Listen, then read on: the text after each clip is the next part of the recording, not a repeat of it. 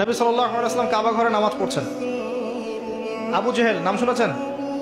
আবু জেহেল দেখে ফেলেছে, এসে নবী সাল্লাল্লাহু আলাইহি ওয়াসাল্লামকে আঘাত করেছে, একটা ঘুষি দিয়েছিল। আল্লাহ রাসূল সাল্লাল্লাহু আলাইহি ওয়াসাল্লাম কিচ্ছু বলেন নাই। এই দৃশ্যটা দেখেছেন একজন দাসী, দেখে হামজা রাদিয়াল্লাহু আনহু স্বীকার করে ফিরছিলেন। তিনি কিন্তু তখন ইসলাম কবুল করেন নাই, নবীর চাচা, আপন চাচা। হামজা রাদিয়াল্লাহু আনহু আসছেন, তাকে বলছে ইয়া আবু আমারা, ইয়া আবা আমারা, হে হামজা, তার উপনাম ছিল এটা।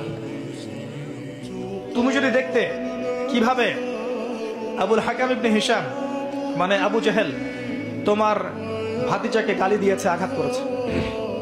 হামজা রাদিয়াল্লাহু আনহু বললেন আওয়া ফাআলা হাদা, সত্যি কি সেই কাজটা করেছে?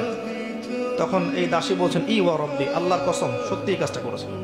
তখন তিনি ঘোড়া ছুটিয়ে কাবা ঘরে গেলেন, গিয়ে দেখলেন আবু জেহেল দাঁড়িয়ে আছে সবার সামনে, কাবা ঘরে সবার সামনে আবু জেহেলের কলার ধরে তাকে প্রচন্ড জোরে একটা ঘুষি দিয়ে বললেন যে আতাশতুমুনি ওয়া আনা আলা দীনিহি, তুমি কি আমাকে আঘাত করবে? আমি নিজে তার দিনের উপরে আছি।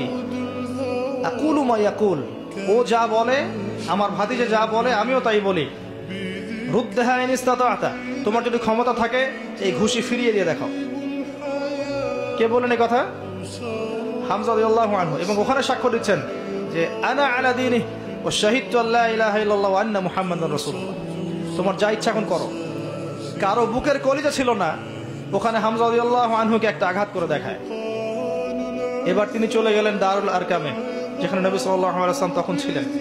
সেখানে গিয়ে বলছেন ইয়া ইবনে আখি, হে আমার ভাতিজা, কুনতু আনসুরুকা লিল হামিয়া, আমি এর আগ পর্যন্ত তোমাকে আত্মীয়তার সম্পর্কের কারণে সাহায্য করেছি। আলান, আজকে থেকে আনসুরুকা লিল ইসলাম, আমি তোমাকে ইসলামের জন্য সাহায্য করব।